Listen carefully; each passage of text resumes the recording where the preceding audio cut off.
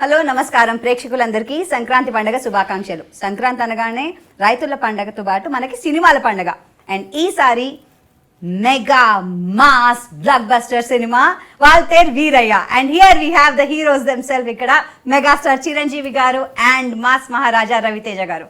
Hearty congratulations and Thank you. Where is the party? Where is the party? Very soon, very soon. Boss, where is the party? వెళ్దాం అదే నేను ప్రేక్షకుల side నుంచి అంటే అందరు అడుగుతున్నారు. మీరు అడుగుతున్నారేమో అనుకుని రెడీ అయిపోతున్నాం. నేను వాళ్ళ రిప్రజెంటేటివ్. అలా వాళ్ళక మేమంతా ప్రేక్షకులే sir, fans. So where is the party? How are you enjoying? సూపరా? పార్టీస్ ఉంటాయి. పార్టీస్ మీద పార్టీస్. అసలు ఈ ఇయర్ బ్లాక్ బస్టర్ ధమాకాగా రిలీజ్ అయ్యి ఇప్పుడు మెగా మాస్ గా స్టార్ట్ అయింది. గొప్ప ఆనందం అది. బ్యాక్ టు బ్యాక్ అనగానే మంచి బాగుంటున్న సౌండ్ కదా. Back to back. అంటే 2022 ధమాకా తోటి ఓ సూపర్ డూపర్ హిట్ ఇచ్చి దాదాపు 100 క్లబ్లో తను చేరి మళ్ళీ ఇయర్ క్యాలెండర్ దాటింది 2023. మళ్ళీ నాతో చేరి ఇంకో బ్లాక్ బస్టర్ అసలు డబుల్ ధమాకా. కరెక్ట్ కొట్టాడు మా బ్రదర్. ఖచ్చితంగా అందరూ మా వీఆర్ వెరీ వెరీ హ్యాపీ. మా తెలుస్తాను గ్లో. మెగాస్టార్ గారు మీరు చెప్పాలండి, మీరు ఒక సినిమా చేసి ఒక రికార్డ్ సృష్టించి మీ బ్లాక్ బస్టర్ ని, మీ రికార్డ్స్ ని మీరే మళ్ళీ కొత్త రికార్డ్స్ ఇస్తూ అది నేను చెప్తాను. మొదటి నుంచి జరుగుతుంది అదే కదా ఆల్ ది టైం. దాని బ్లాక్ బస్టర్స్ని బట్టి ఆన్సర్ చెప్పలేను. మంచి కథలను బట్టి మనం చేసుకుంటూ వెళ్ళిపోదాం అనే దాంట్లో అలా ఇట్ హ్యాపెన్స్ అంతే. రవితేజ గారు మీరు చూస్తున్నారు, ఒక ఫ్రెండ్ గా నటించారు. ఫస్ట్ విజయవాడ నుంచి స్టార్ట్ చేస్తే మనం ఒక ఫ్యాన్ ఫాలోయింగ్. ఇప్పుడు మెగాస్టార్ రవి, నువ్వు విజయవాడ నుంచి బాంబేలో, బాంబే నుంచి కొన్నాళ్ళు విజయవాడ వచ్చావా? స్కూలింగ్ అంత అయిన తర్వాత విజయవాడ వచ్చాం. స్కూల్ బాంబే అంత అయిపోయిన తర్వాత విజయవాడ వచ్చాం. తను నాతోటి ఆయుష్గా గుండాల చేశాడు, నా స్నేహితుడుగా. అప్పుడు ఆల్మోస్ట్ న్యూ కొత్త అప్పుడే వచ్చాను. అప్పుడు చాలా ఇదిగా అవుతుండేవాడు. సరే బాస్ వేర్ ఇస్ పార్టీ అంటే అప్పుడు కూడా కొంత హిందీ యాక్టర్ మేము అంతా కలిపి మా హనీ హౌస్లో తీసుకొచ్చిన పార్టీ ఇచ్చేవాడిని. అసలు నాకు అంటే ఇక్కడ చెప్పనా, నా కాన్ఫిడెన్స్ లెవెల్ పెట్టడానికి మీకు పెరగడానికి కూడా చెప్తాను. ఈయన సుప్రీం హీరో. ఓకే, నేను వచ్చాను కొత్తగా. అక్కడ ఫస్ట్ నన్ను పిలిచి, నువ్వు కొంచెం మా బ్రదర్లో ఉంటావు, కొంచెం నాకు కళ్యాణ్కి ఉంటాయి కదా, నాకు కళ్యాణ్కి కొంచెం అనగానే నాకు అసలు మామూలుగా కాదు. అంటే నన్ను గుర్తించారు అనగానే కాన్ఫిడెన్స్ లెవెల్ పెరుగుతుంది కదా. ఆ తర్వాత నా కొన్నాళ్ళు ఈయన రకరకాల పేరుతో పిలుస్తుంటారు. ఈయన ఆ రవితేజ, ఆ సూర్యతేజ, అది కాదని రవితేజగా ఏదైనా ఒకటి. అంటే తేజ అనేది మా ఇంట్లో ఉంది కాబట్టి అది మాత్రం మారదు, దాని ముందు మారిపోతుంది. రవియా, రాజానా, తేజానా ఇలా. సో అలా చూసుకుంటూ ఇంకా అక్కడి నుంచి ఇంకా అన్నయ్య దగ్గరికి వచ్చేసరికి నిజంగా బ్రదర్ అండ్ నాకు బ్రదర్ అంటే నా తమ్ముళ్ళలాగా, ఒక పవన్ కళ్యాణ్ లాగా నాకు గుడ్ ఫీలింగ్ ఉంది. ఇప్పుడు పక్కన చేసి స్టార్స్ లాగా చేస్తుంటే ఎలా అనిపిస్తుంది? What is that kick? అసలు how thankful you are. I can't express it. అంత ఎంజాయ్ చేస్తారు. సినిమా చూస్తేనే తెలుస్తుంది ఆ కెమిస్ట్రీ కానీ. బ్రొమాన్స్ కూడా అనొచ్చు మీరు. రొమాన్స్ అసలు మేము ఎంజాయ్ చేస్తూ చేసాం, మామూలుగా ఎంజాయ్ చేస్తూ చేసాం. సిమాన్స్ అంటాం, సినిమా రొమాన్స్. గ్రేట్ ఫీలింగ్ తెలుస్తుంది. అంటే ఇందులో ఈ క్యారెక్టర్ ఒప్పుకున్న తర్వాత కథ అనుకుంటున్నప్పటి నుంచి కూడాను ముందు నాకే తెలుసు క్యారెక్టర్స్ ఎవరెవరు ఏంటి అనుకున్నాము. ఆ క్యారెక్టర్, బ్రదర్ క్యారెక్టర్ 100% రవితేజనే మనసులో పెట్టుకుని రాసుకున్నాడు. రవితేజ అయితేనే బాగుంటుందని అలా అనుకునేసరికి Ravi Teja gestures, Ravi Teja aggressiveness, Ravi Teja energy ఇవన్నీ దృష్టిలో పెట్టుకుని చేస్తుంటే మాకు రవితేజ తప్ప ఇంకోళ్ళు ఎవరు కనపడలేదు, ఇంకోళ్ళు ఎవరు అనుకోలేదు. అండ్ రవితేజ ఒప్పుకుంటాడు లేదా అనే దాని మీద ప్రొడ్యూసర్ కొంచెం అటు ఇటువంటి మొత్తం మీద ఏవైతే రవితేజ అకామిడేట్ చేయగలని ఒప్పుకోవటం ఏంటి, మా సినిమా సగం సక్సెస్ అయిపోయింది. సెకండ్ హాఫ్ అద్భుతంగా వచ్చేస్తుంది తెలుసు మాకు. ఫస్ట్ హాఫ్ నేను తీసుకెళ్ళిపోతాను, సెకండ్ హాఫ్ రవితేజ వచ్చాడంటే మాత్రం ఆ ఫ్లాష్ బ్యాక్ వరకు తను నిలబెట్టుకెళ్ళిపోతాడు. నేను ఇంకా మాకేసి గ్యాడ్ వచ్చేసింది.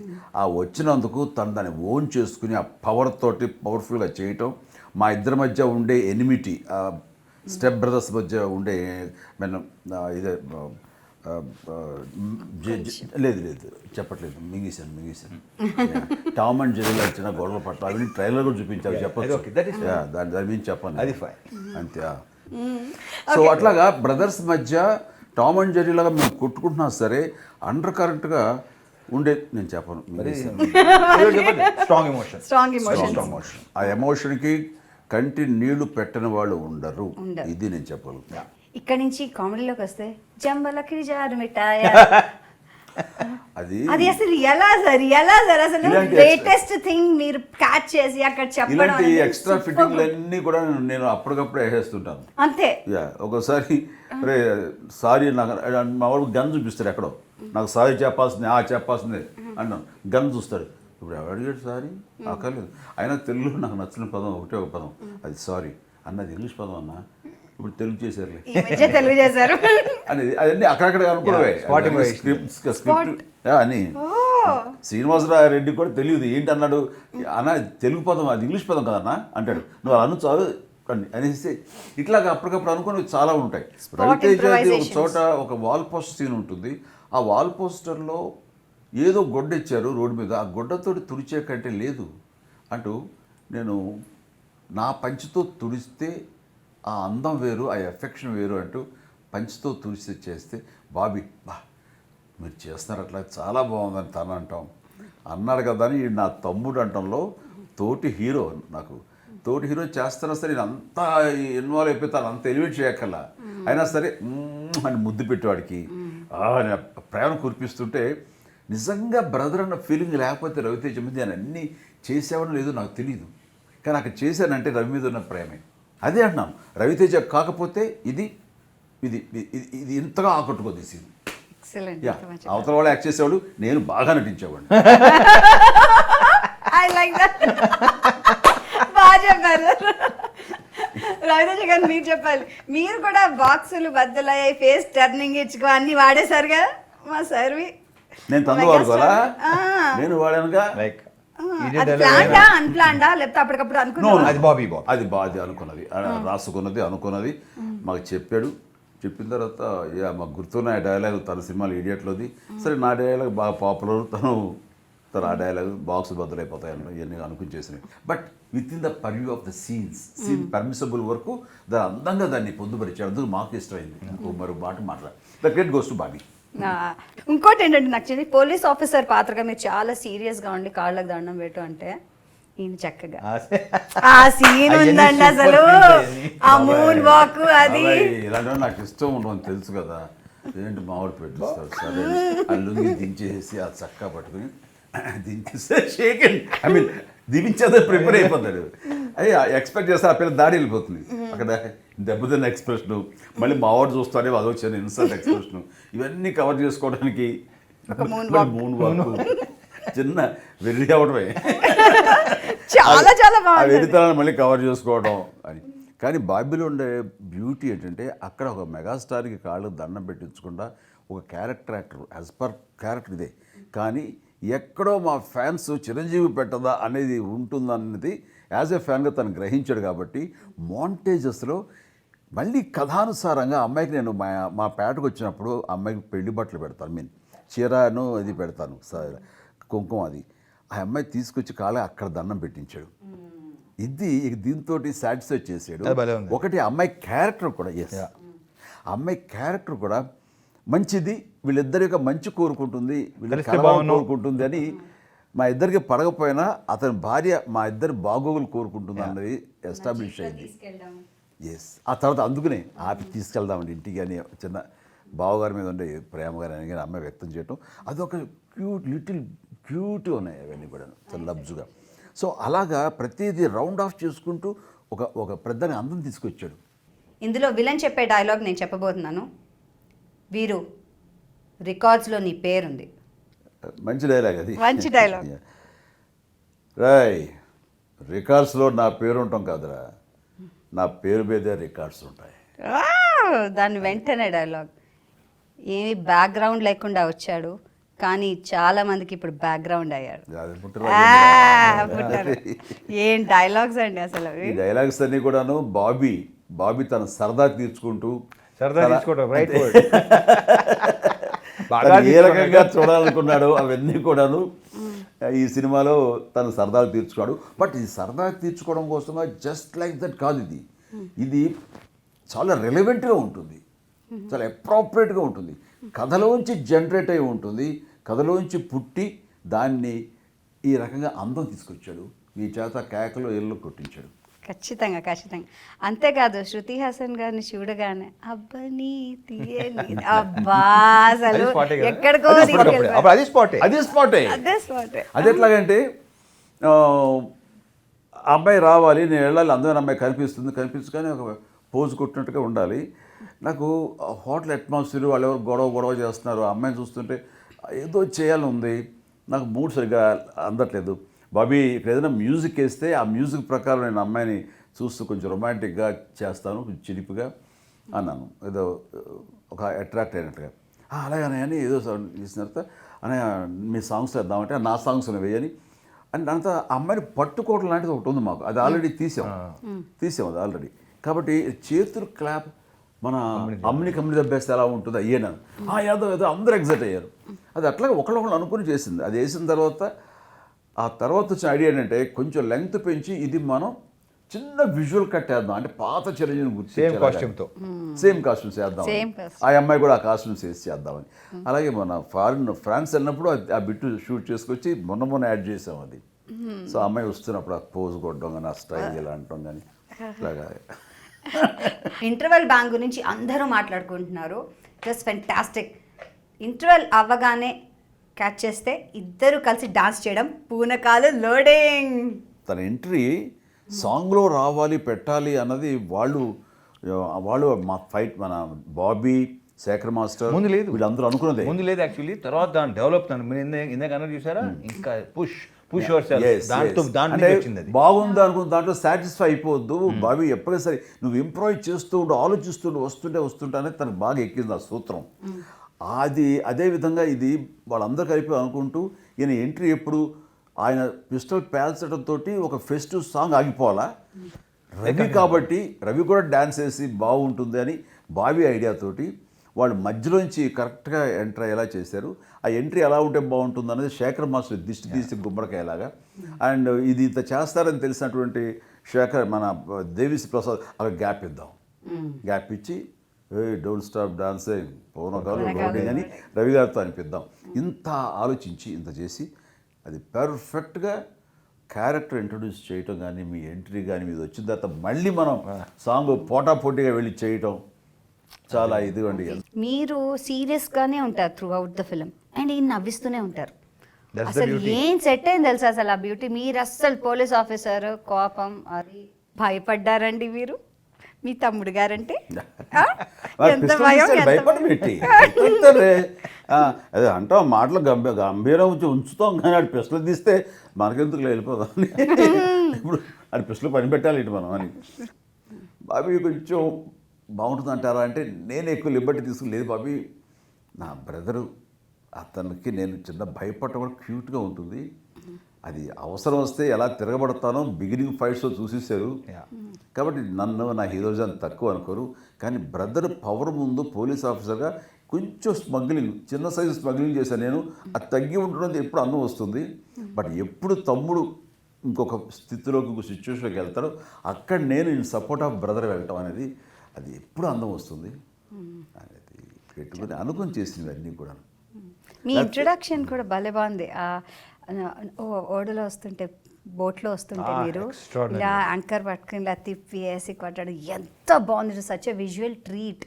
అదంతా కూడా పిక్చరైజేషన్, దాని వెనకాల వచ్చే సౌండ్, బ్యాక్గ్రౌండ్ సౌండ్ అంతా, కష్టం, దాని వెనకాల ఉన్న కష్టం, అదే అడుగుదాం అనుకున్నాను. అంతా ఇంత కదా. ఐఎమ్ షూర్ చాలా కష్టపడి ఓషన్ ఎపిసోడ్ ఉంటారు. అనేది ఇప్పుడు ఆ నావెల్ తడుస్తూ ఎలా ఉంటుంది తెలుసు అసలు ఆయనకి. సో బాగా 9 రోజుల పాటు జరిగింది అది. అది మురికి వాటర్ రాజా, ఆ మురికి నీళ్ళు తోటి చేస్తారు. మొత్తం వాటర్ అంతా ఆ ట్యాంకులు క్లీన్ చేయాలి అంటే ఆ సిమ్యులేటర్ ఉన్నది, ఆ 1 డే అంతా మళ్ళీ పడుతుంది. 1 డే షూటింగ్ మనం can't effort to lose it. Whole పెట్టాలి. సో మళ్ళీ అందుకని వద్దు చేసేద్దాం పర్లేదు అనుకున్నాను. ఆ మురికి నీళ్ళే నా మీద సముద్రపు నీళ్ళలాగా మీద పట్టడం, పైనుంచి వర్షం పట్టడం, దాంతో ఆ నీరు వాసన వస్తున్నా ఏ వస్తున్నా సరే అలాగే చేసేసి ముందు. You applauded all the people. మీతో వెనకాల కనిపించని వాళ్ళు, స్క్రీన్ వెనకాల పనిచేసే వాళ్ళు, వాళ్ళందరికీ మీరు థ్యాంక్స్ అని చెప్పారు. అది అంటే very important aspect of an actor అండి. మీలాంటి పెద్ద యాక్టర్స్ వాళ్ళ కృతజ్ఞత చెప్తే వాళ్ళు ఎంత హ్యాపీ ఫీల్ అవుతారు అసలు. దే డిజర్వ్ ఇట్, వాళ్ళకి అర్హత ఉంది. వాళ్ళు ఏదో వచ్చారు, ఒకరోజు బేటా తీసుకున్నారు, వాళ్ళు డ్యూటీ చేసి వెళ్ళిపోయారు.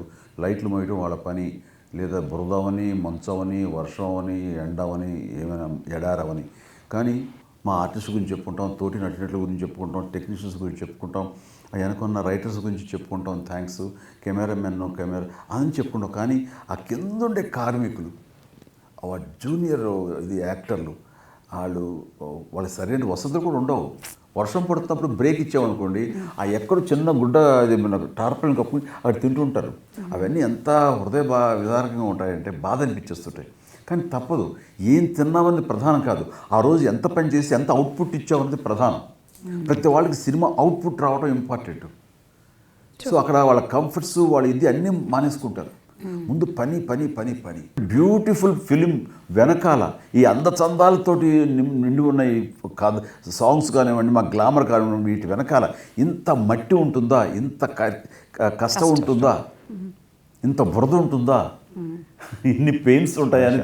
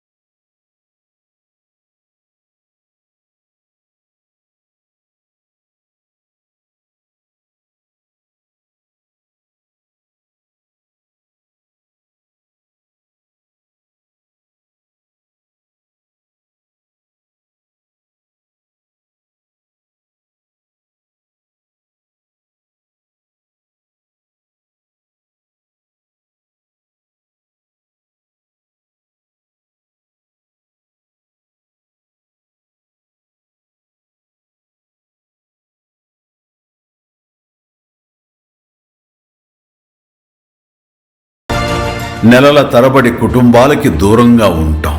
కట్టుకున్న వాళ్ళు గుర్తొచ్చి దిగులనిపించిన, కన్న బిడ్డలు గుర్తొచ్చి గుండె బరువెక్కిన, పైకి కనబడకుండా నిబ్బరంగా నటిస్తాం, శ్రమిస్తాం, ఎంత కష్టమైనా ఇష్టంగా చేస్తాం. మా గమ్యం ఒక్కటే, మిమ్మల్ని అందరినీ అలరించటం.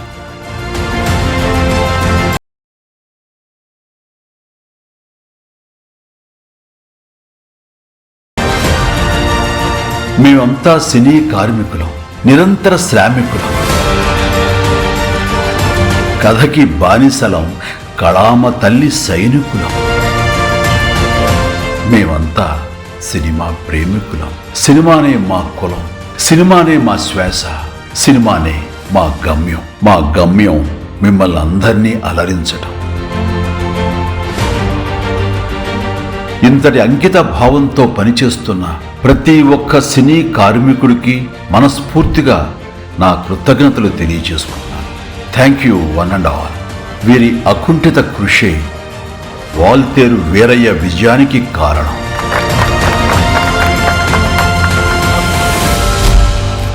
మీ చిరంజీవి.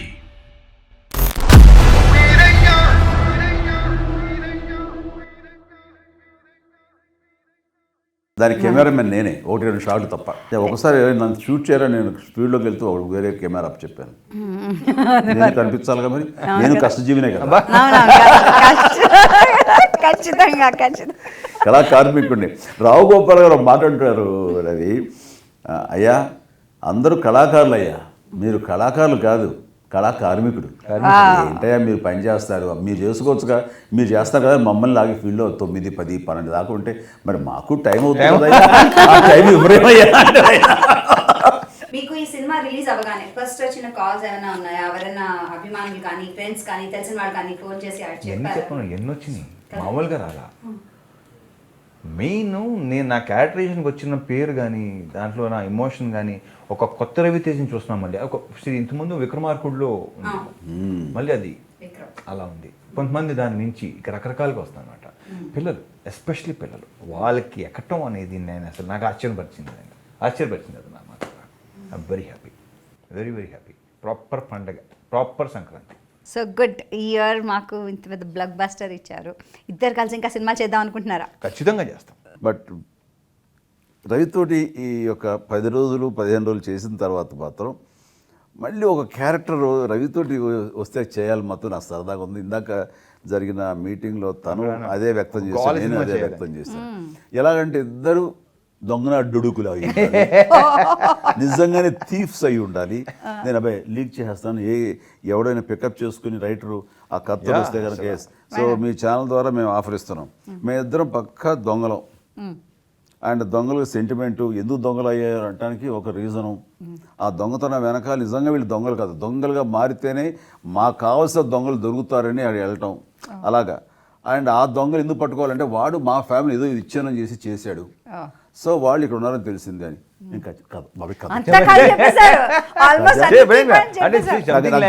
వచ్చేస్తుంది. Something like Rush Hour, bad boys, entertainment. ఈ కథ ఎవరు తీసుకొచ్చేస్తారే, నీ కథ రైట్స్ నావే. ఖచ్చితంగా రాజా, కీ పాయింట్స్ ఇప్పుడు కథ వచ్చేస్తుంది కదా, కూర్చుని వచ్చేస్తాము కదా, మరి చేసేయచ్చు కదా మనం నెక్స్ట్. అలాగే ఓకే. సో ఈ లోడింగ్ ఈ రేంజ్లో ఎవరైనా సరే కథ రెడీ చేసుకున్నాడు, you're ready to do that. ఆ పని మీద ఉన్నామా నాన్న? Okay. So don't stop dancing. పూనకాలు లోడింగ్. మీరు యంగ్స్టర్స్తో పనిచేసేటప్పుడు వాళ్ళకి సలహాలు ఇస్తారా? స్పెషల్లీ ఈ వాల్తేర్ వీరయ్యలో మీరు డైరెక్టర్ గారికి ఏమైనా సలహాలు ఇచ్చారా? డెఫినెట్ అనిపిస్తుంది. ఇప్పుడు ఒక సేయింగ్ ఉంది కదండి, old wine in new bottle. ఎప్పుడు ఆకర్షణీయంగా ఉంటుంది అది. అండ్ ఈయన ఎప్పుడు యంగే, బాబిల్ అంటల పని ఇంకా యంగ్ అయిపోతారు. You can see that. వాళ్ళ మోడర్న్ కాంటెంపరీ థాట్స్ అది టెక్నికల్గా హెల్ప్ అవుతుంది, వాళ్ళ ఆలోచనలో సీన్ కన్సీవ్ చేయడంలో హెల్ప్ అవుతుంది, నా బాడీ లాంగ్వేజ్గా నన్ను మోల్డ్ చేయడంలో హెల్ప్ అవుతుంది. సో నాకు తెలిసిన విధానం ఒకటి ఉంటుంది, రెండో విధానంలో కూడా వాళ్ళు నన్ను మోల్డ్ చేయొచ్చు అలా. ఎందుకంటే నేను ఎప్పుడు నాకు తెలిసిందే చేస్తాను, ఇదే యాక్టింగ్ అంటే తెలుస్తా అని ఎప్పుడు వాళ్ళు నేను హుకుం జారీ చేయను. వాళ్ళకి ఏం కావాలా అని చూస్తుంటాను, వాళ్ళకి కావాల్సిన విధంగా నేను తర్జుమా చేసుకుంటుంటాను, ట్రాన్స్ఫార్మ్ అవుతుంటాను నేను. అందుకని అది మీరు చెప్పాలంటే నా షార్ట్ చేసిన తర్వాత స్పాట్లో కట్ ఓకే అని జస్ట్ చెకింగ్ అంటారు, అనగానే వాళ్ళు మానిటర్తో చూసుకుంటారు. నేను ఎక్కించి కథను ఏదైనా ఉంటే నేను చూసుకోవాలి కదా. నో, డిసైడ్ చేసేవాడు డైరెక్టర్, వాడు చెప్పాలి. లేదా ఆ డ్యాన్స్ మూమెంట్ అయితే డ్యాన్స్ మాస్టర్ చెప్పాలి, ఫైట్ మాస్టర్ చెప్పాలి. వాళ్ళ కోసం ఎదురు చూస్తారు వాళ్ళు. అంటే నాకు అర్థమైపోతుంది చెప్పబోతారు తప్పు, నాకు తెలుసు, నాకు అర్థమైపోతుంది తప్పు నాకు తెలుసు. ఎందుకంటే నాకున్న ఎక్స్పీరియన్స్లో నేను యాక్ట్ చేస్తూనే అద్దంలో చూసుకున్నట్టుగానే ఉంటుంది నాకు. ఎక్కడ తప్పు చేశాను, ఎక్కడ ఏదో చేశాను, ఎక్కడేదో లేకపోతే అక్షరం మడతపడింది, ఇవన్నీ తెలిసిపోతాయి నాకు అర్థమైపోయిందని చెప్పేస్తాను. చెప్పి మళ్ళీ పర్ఫెక్ట్ షాట్ ఇస్తాను. వాళ్ళు ఈసారి ఓకే అనాలనుకుంటాను, ఓకే అంటారు, అప్పుడు కానీ కథలు వెళ్తాను. సూపర్. ఒక డైరెక్టర్ దగ్గర కొత్తగా వచ్చేటువంటి హీరో ఎలా ఉంటాడో, ఒక యంగ్ కొత్త హీరో ఎలా ఉంటాడో అలాగే ఉంటుంది నా behaviour even after working 153 films. అందుకని వాళ్ళు చాలా కంఫర్టబుల్గా ఫీల్ అవుతారు. నేను వాళ్ళ మీద హుకుం జారీ చేయటం కానీ ఇదే కరెక్ట్ అని చెప్పింది అంటాం కానీ ఎప్పుడు చేయలేను. అది వాళ్ళ కంఫర్ట్, వాళ్ళని కంఫర్టబుల్ జోన్లో పెడతాను కాబట్టి వాళ్ళు నాతోటి హాయిగా ఈజీగా వర్క్ చేసుకుంటారు. కామెడీకి కామెడీ, యాక్షన్కి యాక్షన్, ఇమోషన్కి ఇమోషన్, అండ్ దానికి తగ్గట్టు ఫెంటాస్టిక్ సాంగ్స్. అసలు ఈ పండగకి మాకు ఫుల్ మీల్స్ లాంటి సినిమా అందించారు. Thank you so much. ధన్యవాదాలు. హ్యాపీ సంక్రాంతి మా వ్యూవర్స్ అందరికీ. ఈ అద్భుతమైనటువంటి సంక్రాంతి పండుగ మాకు ఒక అద్భుతమైన విజయాన్ని ఇచ్చింది. దానికి మేము చాలా చాలా హ్యాపీ. అందులో మా తమ్ముడితో చేరి ఈ బ్లాక్ బస్టర్ కొట్టడం అన్నది రియలీ ప్రజలు మాకు ఇచ్చినటువంటి అపురూపమైన కానుక, అది కూడా మైత్రి ద్వారా, బాబీ ద్వారా ఇది మాకు సంక్రమించినందుకు రియల్గా మనసు స్పందించి మనసు ఆనంద డోలాయ మానవంలో ఉండి మీకు మా హృదయపూర్వక పండుగ శుభాకాంక్షలు తెలియజేస్తాను. ఎంజాయ్. అండ్ ఒకసారి సినిమా చూసే ఉంటారు కదా, మళ్ళీ చూడండి. మళ్ళీ చూసారా, కొంచెం గ్యాప్ ఇచ్చి మళ్ళీ చూడండి, మళ్ళీ చూపించండి. Okay, yeah.